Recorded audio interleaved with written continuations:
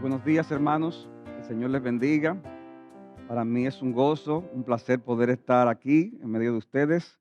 Como decía el pastor Pedro de Acuña, esta iglesia me unen lazos. Yo lo conozco de hace muchos años. Algunos de ustedes. eh, para hacer simplemente un poquito de historia, yo vine a los pies de Cristo en 1985. Obviamente era un bebecito. Y pero ya entre 1987 y 90 yo participaba de la sociedad de jóvenes que se hacía aquí.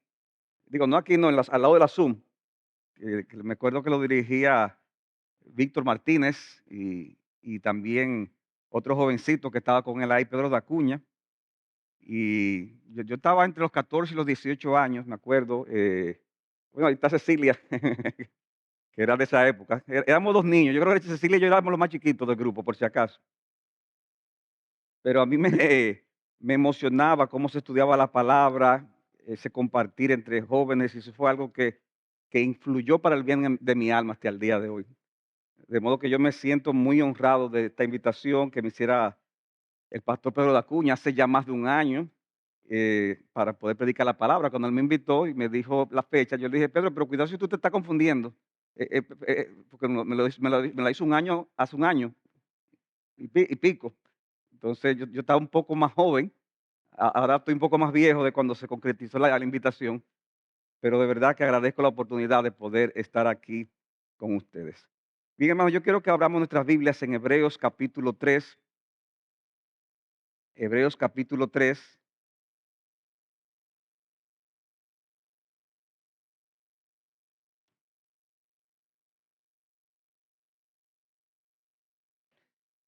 Vamos a leer los versículos del Hebreos 3:7 al 4:11. Si ustedes ven algunas palabritas un poco diferentes, yo estoy usando la versión de la Biblia de las Américas, pero es la misma idea de las versiones de la Reina Valera, si esa es la que usan. Dice así la palabra de Dios: por lo cual, como dice el Espíritu Santo, si ustedes oyen hoy su voz, no endurezcan sus corazones como en la provocación, como en el día de la prueba en el desierto, donde sus padres me tentaron y me pusieron a prueba, y vieron mis obras por 40 años. Por lo cual yo me disgusté con aquella generación y dije: siempre se desvían en su corazón y no han conocido mis caminos. Como juré en mi ira, no entrarán en mi reposo.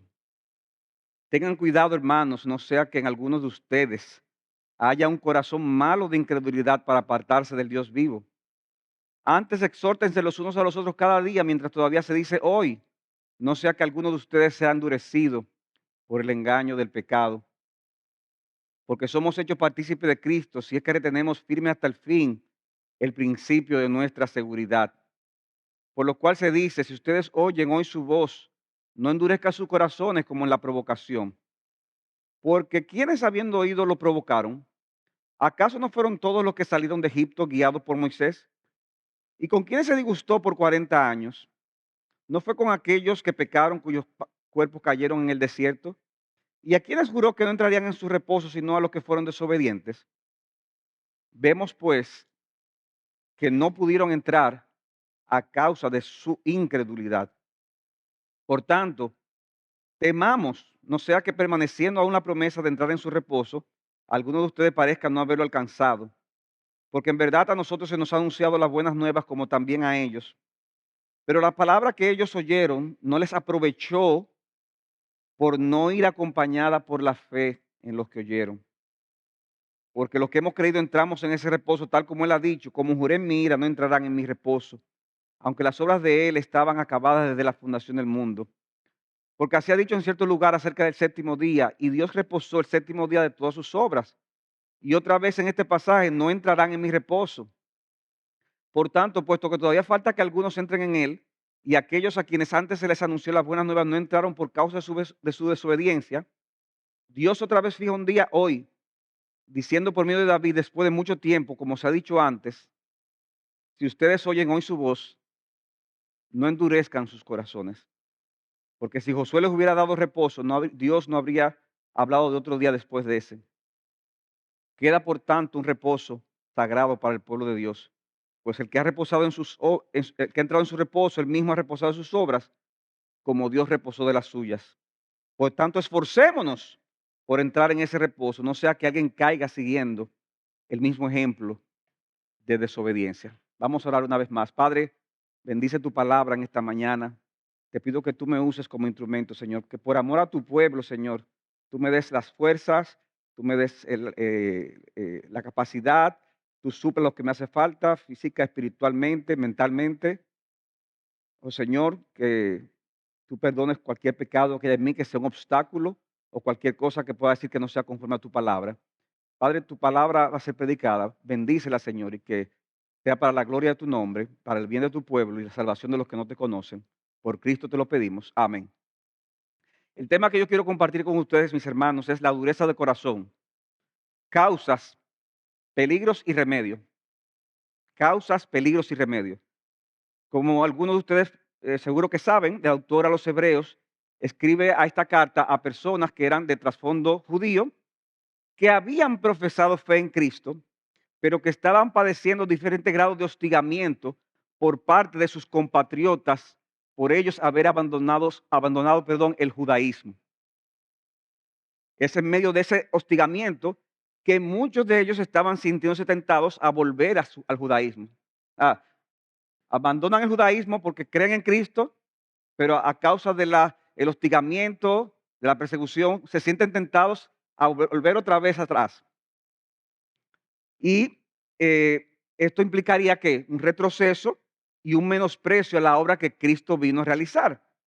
Por eso el autor procura a lo largo de la carta presentar que la superioridad de Cristo. Cristo es superior a los ángeles, Cristo es superior a Moisés, Cristo es superior al antiguo pacto, Cristo es superior a todo. Y a la vez les hace serias advertencias con respecto a volver atrás del evangelio que ellos decían conocer, siendo esta sección una de esas advertencias. Y el pasaje que acabamos de leer, vemos cómo el autor a los Hebreos cita el Salmo 95, donde David exhorta al pueblo de Israel a no endurecer su corazón cuando escuchara la voz de Dios, como lo hizo el pueblo en el desierto cuando estaban camino a la tierra prometida.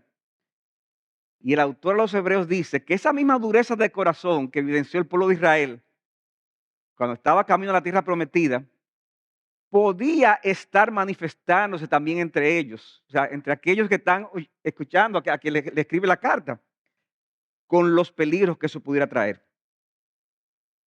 Y eso de lo que quiero compartir con ustedes, la dureza de corazón. Es bueno aclarar, hermanos, cuando hablo del corazón, no estamos refiriéndonos al órgano físico, sino al interior mismo del hombre, donde están sus pensamientos, voluntad, emociones.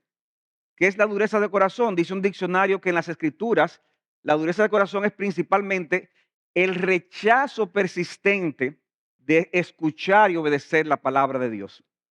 El rechazo persistente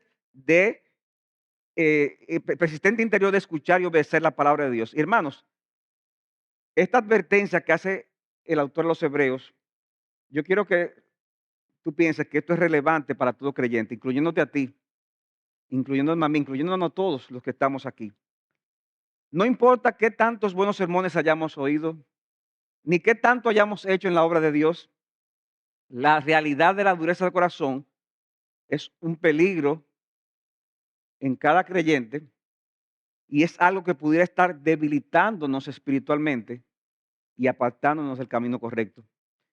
Y como decíamos, el tema es dureza de corazón, causas, eh, peligros y cura. Entonces, vamos a dividirlo en esos mismos tres encabezados. Primer encabezado, la manera de pregunta es, ¿qué es lo que lleva a las personas a endurecer su corazón?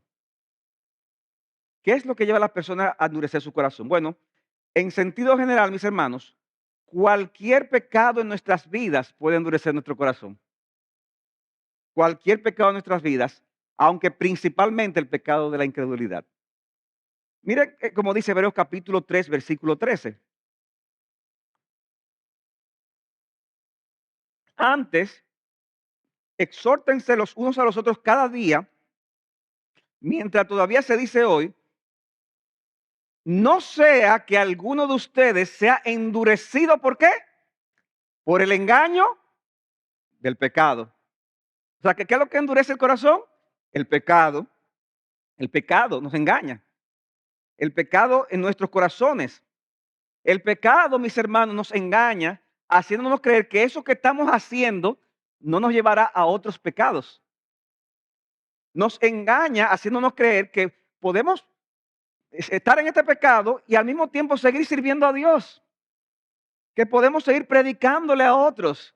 Que podemos seguir haciendo cualquier otra actividad y nada pasará. Nos lleva a pensar que estamos en un pecado, no lo estamos tratando, pero estamos viniendo a la iglesia y el venir a la iglesia y adorar al Señor y escuchar la palabra, de alguna forma va a neutralizar los efectos negativos de dicho pecado. Es verdad que estoy mal aquí, pero estoy bien aquí. O sea que si cojo bien, cojo mal, ahí más o menos se queda eh, equilibrio, en balance. Pero mientras estamos pensando así, nuestros corazones se van endureciendo cada vez más. Aunque nadie se esté dando cuenta a tu alrededor. No tienen que ser pecados visibles ni desagradables. A lo mejor tú lo que tienes es una amargura por algo que alguien te hizo. ¿Alguien alguna vez te ha hecho algo? A todos nos han pasado esas cosas. Pero ¿qué sucede cuando tú no tratas correctamente con la amargura?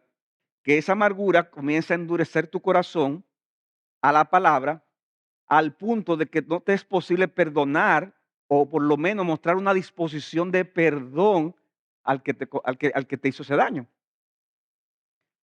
Porque hermanos, óyeme bien, cuando nuestro corazón está endurecido a la palabra, fruto de nuestra amargura, pudiera llegar al punto de que solo nos queda esperar el juicio de Dios. Porque no estamos respondiendo a la palabra. Se dice de una historia, una anécdota que hay de la vida de Susana Wesley y su esposo Samuel Wesley, los padres de Juan y Carlos Wesley, comenzaron el movimiento metodista. Ellos tenían, entre ellos dos, tuvieron 19 hijos, nada más y nada menos. Pero uno de los capítulos más oscuros de la historia de la familia Wesley fue la actitud que tuvo Samuel con una de sus hijas llamada Hetty. Hetty, eso fue en el siglo XVIII, o sea, en los 1700. Hetty se enamoró de un hombre y se escapó junto con él, quedando embarazada. En esa época, imagínense. El asunto fue que después de quedar embarazada, este hombre rehusó casarse con ella y ella apresuradamente se casó con otro hombre para tratar de cubrir el embarazo. Luego perdió el niño y el matrimonio fue un desastre y finalmente fracasó. ¿Qué hizo Hetty? Hetty decidió regresar a la casa de su padre, humillada y arrepentida por todo lo que hizo. Pero Samuel Wesley, a pesar de ser un ministro de la iglesia anglicana, la iglesia de Inglaterra, no quiso perdonarla, no quería perdonarla. Para él había sido una vergüenza muy grande, él como ministro y que su hija le haya hecho eso. Se dice que en esa época John Wesley era todavía asistente en la iglesia de su padre y él no entendía cómo es eso que mi papá no puede perdonar a gente, o sea, no le cabía eso en la cabeza. Entonces a él le tocaba predicar el domingo en la iglesia y él lo que decidió fue que ese domingo, cuando llegó la hora del culto, se para a predicar y dice John Wesley: yo voy a predicar, hermanos, acerca del perdón de Dios. Y todo el mundo sabía lo que estaba pasando ahí. Y comienza a hablar: hermanos, tenemos que perdonar, porque Dios perdonó, Dios te perdonó a ti, Dios te perdonó a ti, aquí y allá. O sea, tenemos que perdonar también, ¿no es así? Y parece que terminando el mensaje dice como una aplicación: si tenemos que perdonar, padre, perdone a su hija. Ahí el pastor de la iglesia.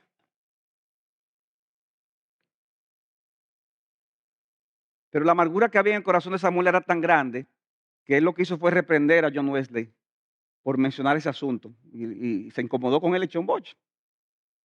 Un boche es una reprimenda, por si alguien no entiende esa palabra. Luego, John predicó otro sermón, porque él decía: lo que pasa es que yo fui muy directo. O sea, ¿cómo yo voy a hablar en la iglesia del perdón de Dios y voy a ser tan directo así con mi papá? O sea, yo tengo que ser como más astuto. Y el domingo siguiente le tocaba predicar de nuevo y cambió el tema. Y el tema era: no juzguéis unos a otros. No nos juzguemos, hermanos, porque todos somos pecadores. No nos juzguemos, porque todos tenemos la falta. Mira la vida. No nos juzguemos. Y al final, padre, no juzgue a su hija.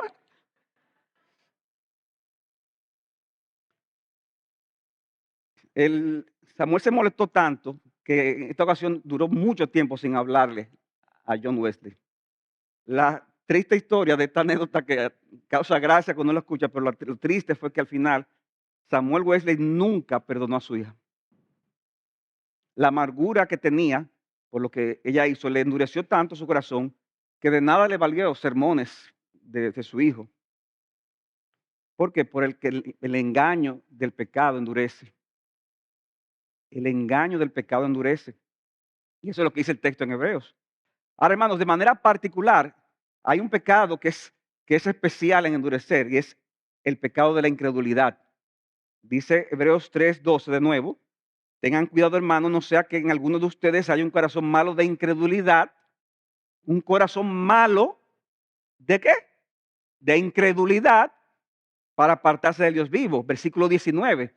Este sermón, hermano, no va a ser una versículo, sino que vamos a estar para adelante, para atrás, medio, o sea, que no se me pierdan. Versículo 19 dice: vemos pues que ellos no pudieron entrar a causa de qué? De su incredulidad. El principal pecado conectado con la dureza de corazón es la incredulidad. Es que realmente no creemos de corazón lo que la palabra nos dice. Y eso nos lleva a resistirnos. Por eso es que lo contrario a la incredulidad, ¿qué es? La fe. La fe es lo contrario a la incredulidad. Cuando la persona oye la palabra pero no ejerce fe, entonces esa palabra no le aprovecha. Dice Hebreos 4:2, segunda parte: pero la palabra que ellos oyeron no les aprovechó. ¿Por qué? Por no ir acompañada de la fe de los que lo oyeron. O sea, como no lo oyeron con fe, sino que había incredulidad, la palabra no les aprovechó. Y la incredulidad, hermano, no anda sola. Entonces, la incredulidad alimenta otros pecados. Tú realmente no estás creyéndole de corazón a Dios de que ese pecado sexual oculto será para tu desgracia y para tu destrucción. Tú realmente no estás creyendo las escrituras cuando te dice que la raíz de todos los males es el amor al dinero. No, yo no amo el dinero, mira, pero eso es muy fácil de boca. Pero de corazón tú no estás creyendo que esa es la raíz de todos los males y que eso hace que muchos se aparten de la fe. Y es posible que tú hayas visto cómo el pecado ha traído tragedia en otros, pero en el fondo tú piensas que contigo va a ser diferente. Que a ti no te va a pasar lo mismo que al hermano fulano de tal. Total, hasta ahora yo he seguido en este camino y me está yendo bien. Y estoy cumpliendo con el Señor. Estoy siendo prosperado. Mi hermano, esa forma de pensar no es otra cosa que el engaño del pecado, de la incredulidad. Y tarde o temprano verás las consecuencias del mismo. Y eso nos lleva, en segundo lugar, a ver las consecuencias. Hemos visto qué es lo que produce la dureza. Ahora quiero que veamos qué consecuencia produce, cuál es el daño que produce la dureza en nuestros corazones. Y basado en este pasaje, pudimos decir que una de las consecuencias de la dureza de corazón es que produce de la dureza que produce más dureza. O sea, el endurecimiento, ¿qué produce? Más endurecimiento. ¿Qué pasa? Que el pueblo de Dios, Israel, ellos endurecieron su corazón provocándole muchas veces. Lejos de ablandarse, a la gran mayoría de ellos le pasó lo mismo que a Faraón. ¿Se acuerdan? Con las plagas. Y se endurecía más, y se endurecía más. Cuando había una dificultad, clamaban al Señor, pero luego otra vez volvían a lo mismo. Y esa condición se prolongó por más de 40 años en el desierto. Y por eso dice el texto: siempre se desvían y no han conocido mis caminos. Y lo que debe ser un instrumento, oigan esto, para enternecer nuestro corazón, que es la palabra, la predicación de la palabra, la lectura de la palabra, lo que debe ser un medio para enternecer, se convierte en un instrumento para endurecer. ¿Por qué? Porque te resistes aquello que es lo que necesitas y eso te trae más dureza. De modo que la dureza de corazón, ¿qué trae? Más dureza de corazón. En segundo lugar, la dureza de corazón trae apostasía. Hebreos 4, Hebreos 3:12 de nuevo. Tengan cuidado, hermanos, no sea que alguno de ustedes haya un corazón malo de incredulidad. ¿Para qué? Para apartarse de quién? Del Dios vivo. Y hermano, qué penoso y triste es ver a personas, a veces con muchos años en la membresía de la iglesia, que fueron fiel por un tiempo, pero el engaño de algún pecado en particular y la incredulidad en sus vidas los llevó primero a apartarse en su corazón para luego terminar apartándose de la iglesia. Yo voy a buscar otra iglesia donde congregarme. Y terminan después abandonando el cristianismo. El problema no era otra iglesia, ni la iglesia, el problema era el corazón. Eso no significa que un creyente verdadero pueda perder su salvación. El mismo autor de los Hebreos dice en Hebreos 3:14, porque somos hechos partícipes de Cristo, si es que retenemos hasta el fin el principio de nuestra seguridad. Y con esta aclaración, el autor de los Hebreos nos está indicando que el retener esta seguridad hasta el fin es una marca de que hemos sido hechos partícipes de Cristo. Pero hermano, es una carrera. Y no importa qué tanto tiempo tengamos como miembros de la iglesia. Yo estoy aquí desde la fundación. Ni las actividades que hayamos hecho. O sea, hay personas que siempre viven hablando de lo que hicieron en el pasado. Mira, y lo que hicimos y nos metimos en la casa y nos caramamos por la escalera del convento y le tiramos el tratadito a la monja y no sé qué. Cosas que pasaron. Pero todo el tiempo es la historia del pasado. No importa lo que tú hayas hecho. No importa lo que hayas ofrendado. La Escritura nos dice que debemos cada día examinar nuestra fe.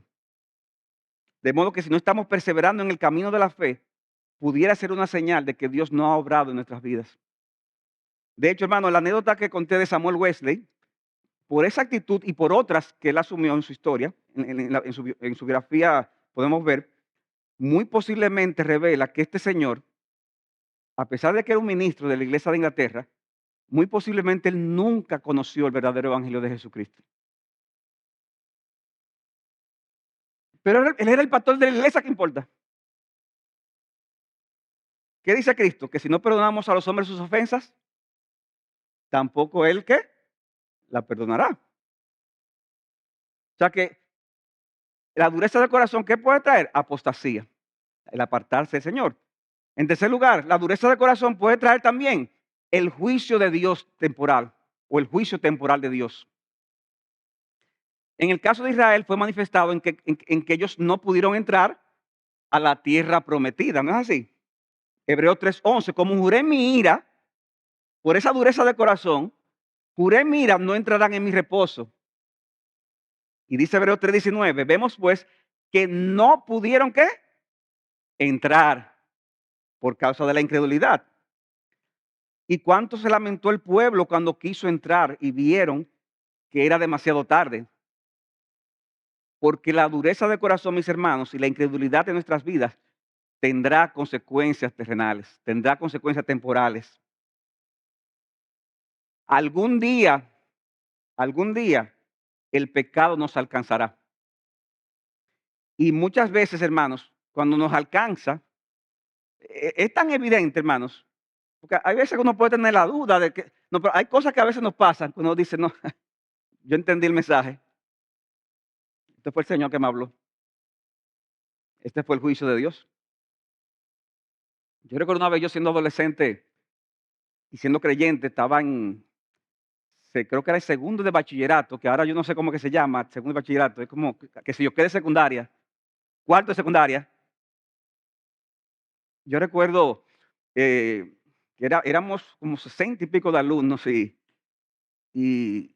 me acuerdo cuando iban a entregar en el Instituto San Juan Bautista, cuando un famoso padre o cura, hermano Antonio, iba a entregar nota y cuando veía una nota mala rellenaba al muchacho delante de todo el mundo. Y recuerdo que cuando un día entró al aula y rellenando a todo el mundo y cuando me vio a mí, la nota mía estaba nítida, estaba wow. Y yo me acuerdo como ahora que yo miré, yo dije: "Guau", y miré a mi alrededor. Señor, te doy gracias porque yo no soy como los demás hombres.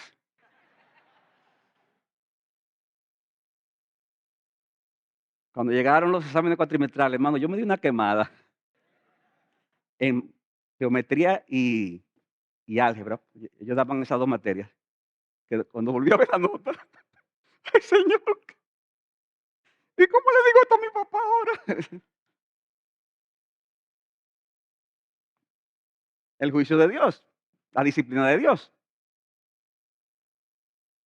para recordarme cosas específicas, el orgullo en mi corazón, la dureza de corazón, el juicio de Dios temporal. Cuando somos duros de corazón, Dios sabrá cómo disciplinarnos. El pecado nos alcanzará. Pero peor que el juicio temporal de Dios es el juicio eterno de Dios. O sea, que la dureza del corazón puede traer la exclusión del reposo definitivo del pueblo de Dios. Este reposo del que habla el autor, refiriéndose a la entrada a la tierra de Canaán y al que también añade el reposo de Dios en la creación, en los capítulos 4 del 3 al 7, al final es una representación del reposo definitivo del pueblo de Dios. Y los cristianos ya entramos en ese reposo por medio de Jesucristo. Amén. Aunque disfrutaremos plenamente del mismo, ¿cuándo? Cuando entremos a la Canaán celestial. Dice Cristo en Mateo 11:28, venid a mí, todos los que estáis trabajados y cargados, y yo los haré, ¿qué? Descansar. O sea que si tú viniste a Cristo, tú entraste ya en ese reposo. Tomad mi yugo sobre vosotros y aprended de mí, que soy manso y humilde de corazón, y hallaréis descanso, reposo para vuestras almas.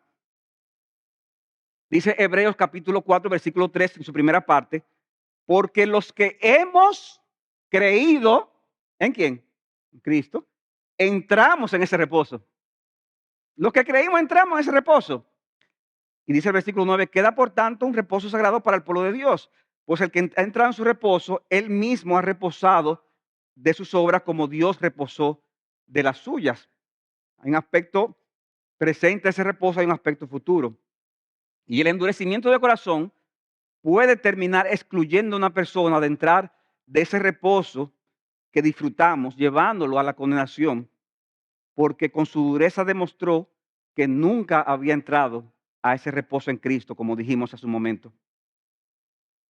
Por eso dice el autor de los Hebreos, capítulo 4, versículo 1, por tanto temamos, no sea que permaneciendo aún la promesa de entrar en su reposo, oigan esto, no sea que permaneciendo aún la promesa de entrar en su reposo, algunos de ustedes parezca no haber lo que alcanzado. Hermano, es una iglesia, es creyente que le está hablando. Le dice, mire, teman, no sea que alguno de ustedes parezca no haberlo alcanzado.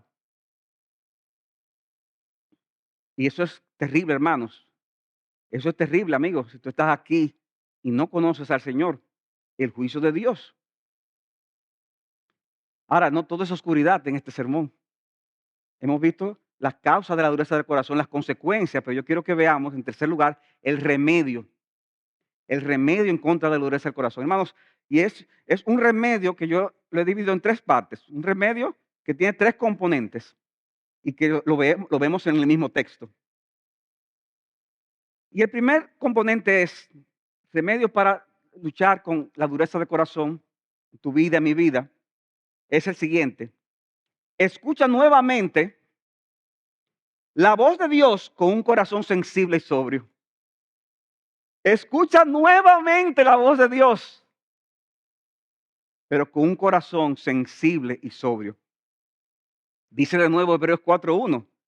Por tanto, temamos. ¿A quién se lo está diciendo? Temamos. A los creyentes. Temamos. No sea que permaneciendo en la promesa de entrar en su reposo, algunos parezcan no haberlo alcanzado. O sea, debemos de oír esa voz de Dios con una actitud de ¿qué? De temor. Y esa voz de Dios, hermanos, se escucha de una manera con autoridad por medio de las Escrituras, cuando nos exponemos a ella y cuando las mismas nos están siendo predicadas, como ahora. Por eso es que es muy importante que un creyente esté bajo la sombra de un ministerio donde el que se para en el púlpito no vaya a compartir sus propias ideas, sino que sea fiel a la enseñanza de la palabra de Dios, como lo es esta iglesia. Las personas muchas veces, o sea, como lo es esta iglesia, que es seria, la palabra de Dios, no es lo primero.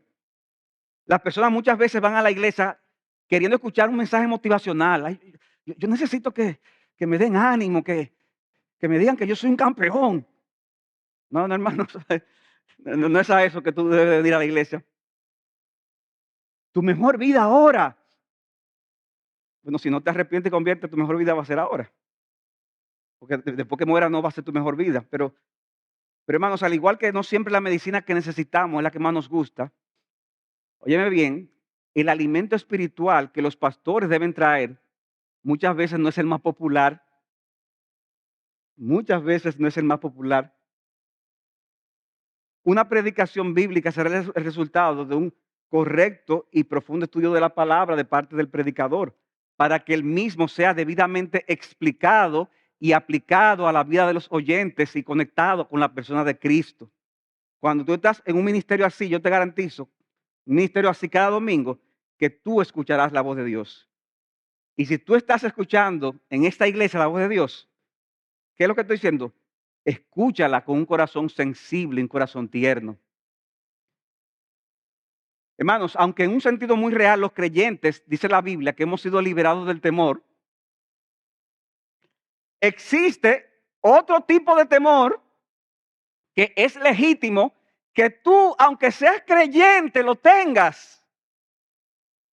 Si tú sientes que hay algún rasgo de dureza de corazón en tu vida.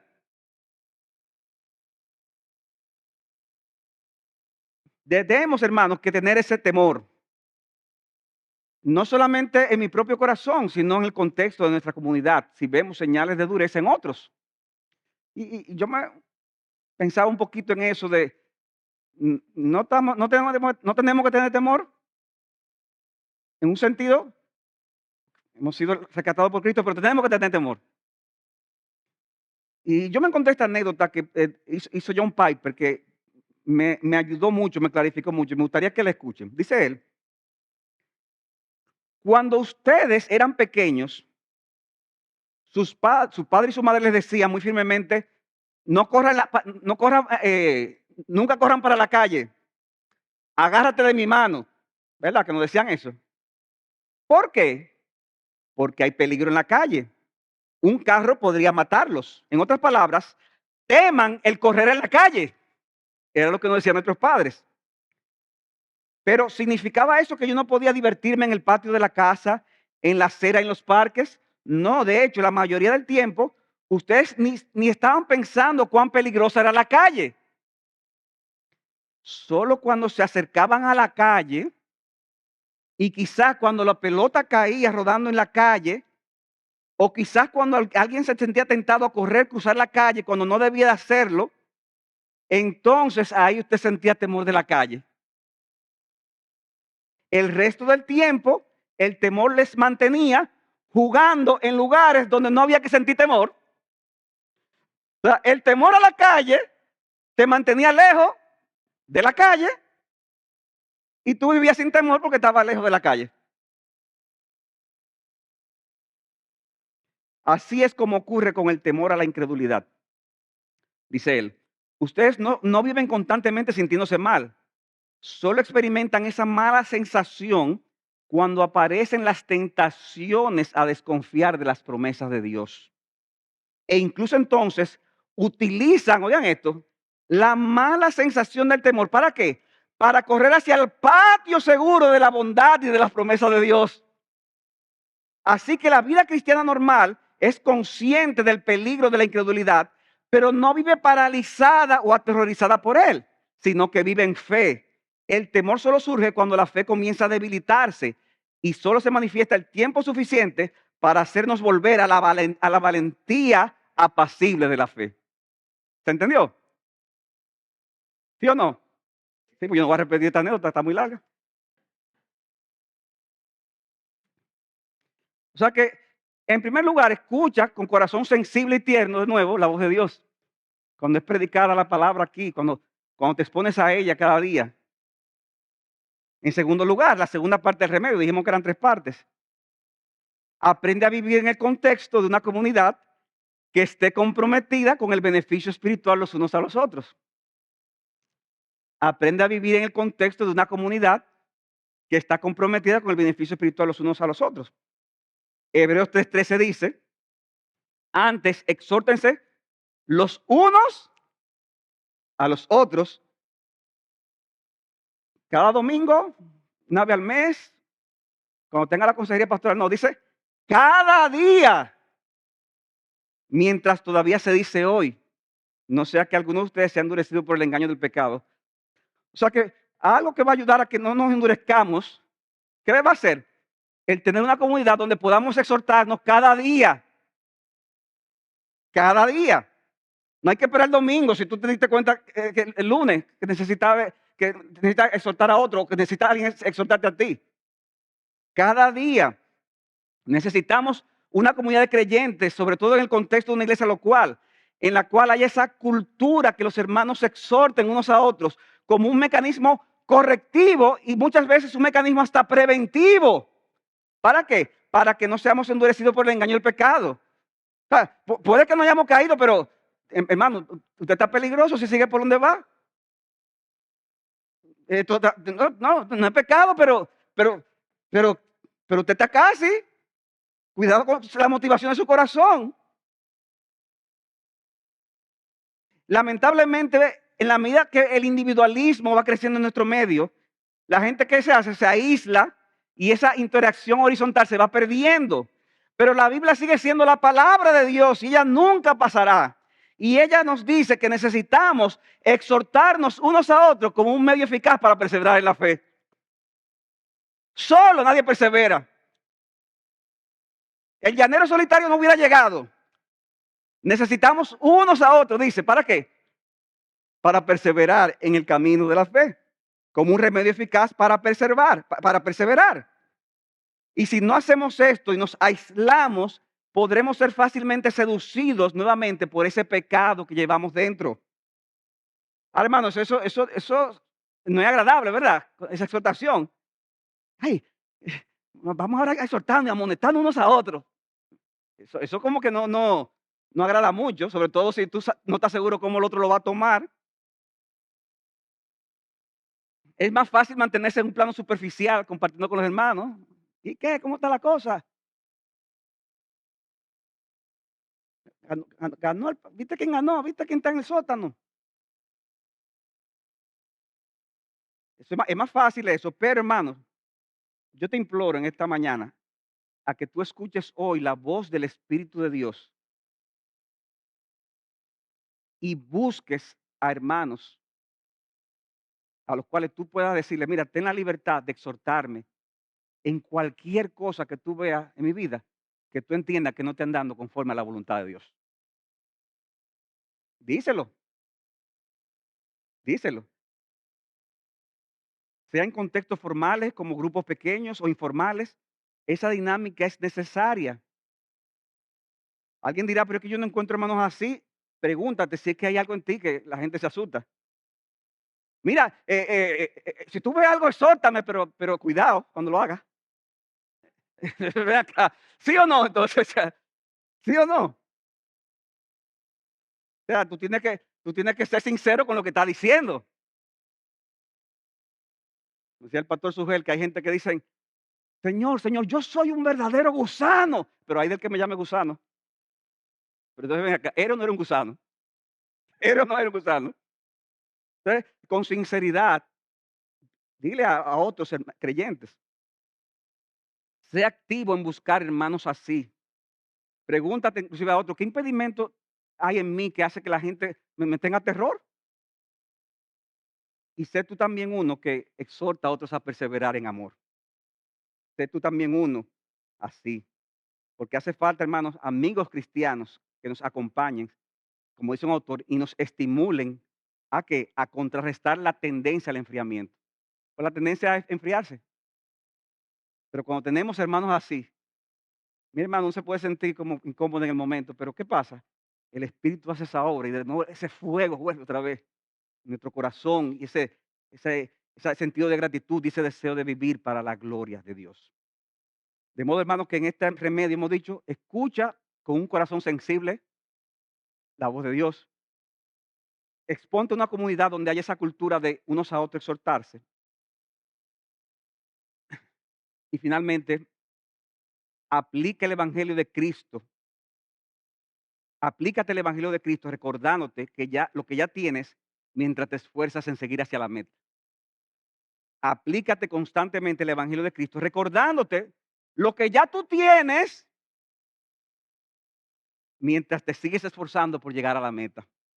Dice Hebreos 4 del 2 al 3, primera parte, porque en verdad a nosotros, oigan esto, se nos ha anunciado las buenas nuevas como también a ellos.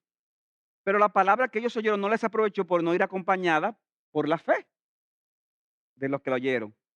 Porque los que hemos creído entramos en ese reposo. O sea que esa fe, ese evangelio, ¿qué tenemos que hacer? Aplicárnoslos a nuestras vidas, recordarlos en nuestras vidas. Como decíamos, el autor menciona lo que hemos creído y nos aprovechó esa palabra porque la oímos con fe. Y el evangelio es ese creer que nos permite entrar ahora en el reposo y el que nos debe seguir motivando. ¿Para qué? Para esforzarnos en llegar hacia el reposo celestial. Hermanos, al final la principal motivación debe ser Cristo murió por mí. Y como Él murió por mí, yo he muerto al pecado para vivir para Cristo. Y eso debe motivarnos a seguir hacia adelante. Capítulo 4, versículo 10, pues el que ha entrado a su reposo, él mismo ha reposado de sus obras como Dios reposó de las suyas. Ya entramos en ese reposo por medio del Evangelio de Cristo. No hay más nada que añadir para ganar nuestra aceptación ante Dios, porque Cristo lo hizo todo por amor a nosotros, por amor a ti, por amor a mí. Sin embargo, como hemos sido aceptados, ahora debemos de esforzarnos en correr la carrera hacia llegar al reposo celestial. Porque si no lo hacemos, caeremos en el patrón de desobediencia del pueblo, pudiendo evidenciar un endurecimiento en nuestros corazones. Por eso el autor dice que el versículo 11 del capítulo 4, por lo tanto, invita a todo lo que hemos hablado, ¿qué dice? Estén tranquilos que ya ustedes son salvos. Cógelo suave. No, dice, por tanto, esforcémonos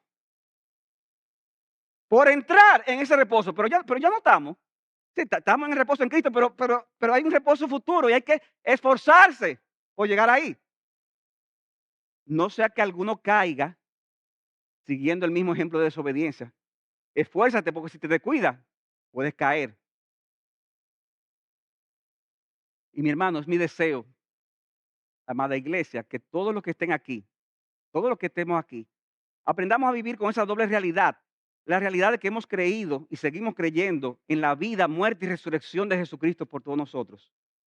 Y la realidad de que nos esforzaremos cada día en esta batalla espiritual para alcanzar el reposo eterno. Que en la medida que sigamos conociendo más las Escrituras y haciendo la obra de Dios, luego lejos de endurecernos por el orgullo, la arrogancia o la incredulidad, más bien, en la medida que pasa el tiempo, seamos más humildes, amemos más a Cristo y a su palabra y seamos mejores instrumentos del Señor para el avance de su reino. Hermano, yo quiero concluir este mensaje, por un lado expresando que es mi gran anhelo que Dios obre en algunos que seguro que están escuchando este mensaje y no han entrado a ese reposo espiritual que es Jesucristo. No seas, amigo, como este pueblo de Israel que endureció su corazón y no creyó en el mensaje que les fue anunciado. Por eso yo te exhorto en el día de hoy a que confíes hoy en Jesucristo para salvación, porque mañana puede ser demasiado tarde. Es más, ahorita puede ser demasiado tarde. Cree en el Señor Jesucristo, reconoce y arrepiéntete de tus pecados, como dice el autor de los Hebreos, mientras todavía se dice hoy. Y yo te garantizo que gozarás aquí ahora del reposo que Cristo nos da y gozarás del reposo eterno que nos espera cuando Cristo vuelva. Y mis hermanos, yo quiero concluir finalmente como una redundancia, pero ahí está.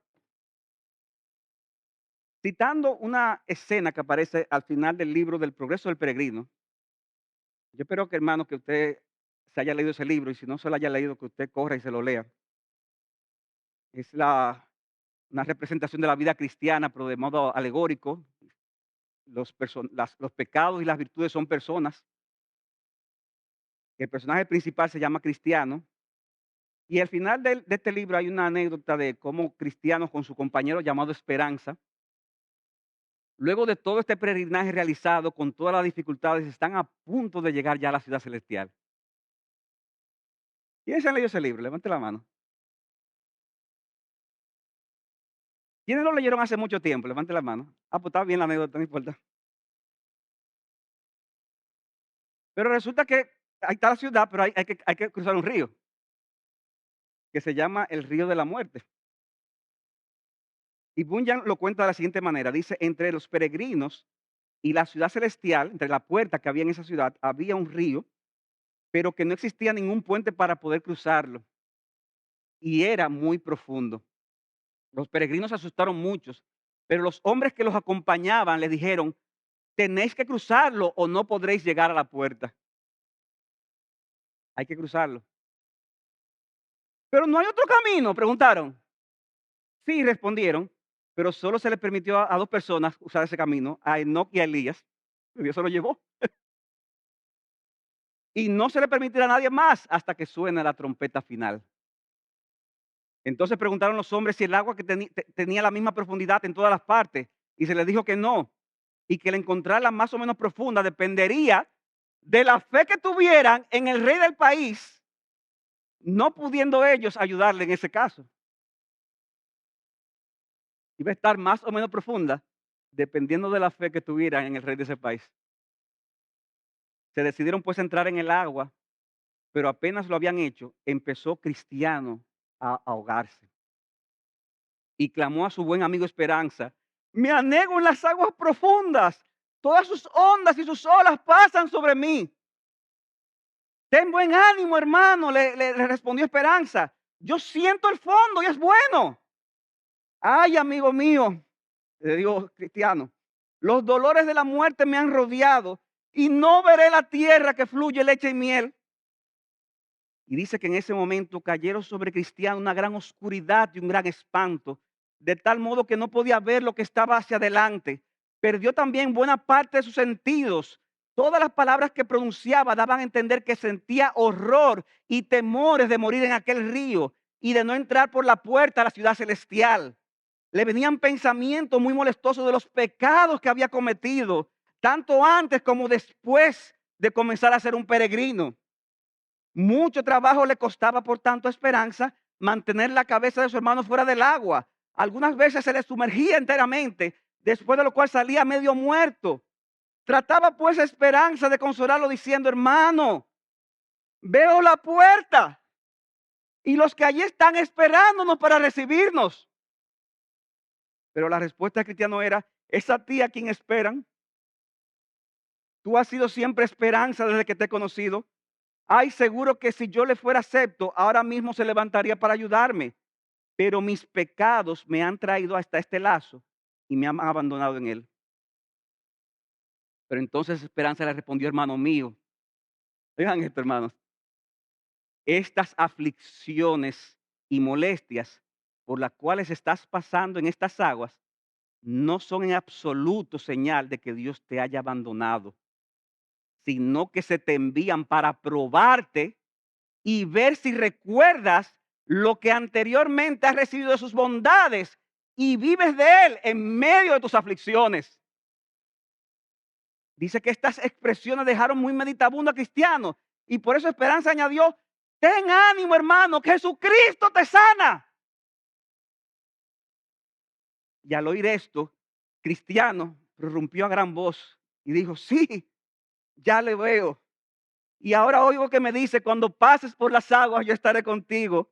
Y si por los ríos no te anegarán. Y con estas palabras se animaban profundamente. Ya el enemigo no podía nada contra ellos.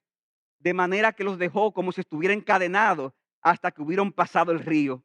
La profundidad de esta disminuyendo y pronto encontraron ya terreno donde hicieron pie y acabaron cruzando el río. Y entraron, hermanos, a la Canaán celestial. Hermanos, es la vida tuya y mía, lo que se ha descrito aquí. La vida de perseverancia, lo que debemos hacer cada día hasta que tengamos que cruzar el río de la muerte. Y mi anhelo, hermano, para cada uno de ustedes es que ustedes sigan corriendo con paciencia la carrera que tienen por delante, con un corazón sensible que les ayude a seguir aborreciendo el pecado y a seguir perseverando en el camino de la fe. Y ya sea que Cristo vuelva o que la muerte nos encuentre primero, podamos junto con Pablo decir, he peleado la buena batalla, he acabado la carrera, he guardado la fe. En el futuro me está reservada la corona de justicia que el Señor, el juez justo, me entregará en aquel día, y no solo a mí, sino también a todos los que amen tu venida. Que el Señor le bendiga, hermanos. Padre, gracias por tu palabra que nos has permitido compartir. Te pedimos, Señor, que la uses, a pesar de las debilidades del instrumento, tú la uses, Señor, y traiga, Señor, despertar en algunos, consuelo en otros, salvación en aquellos que lo necesitan. Padre, que tu nombre sea glorificado en esta iglesia hasta la venida de Jesucristo. En Él te lo pedimos. Amén.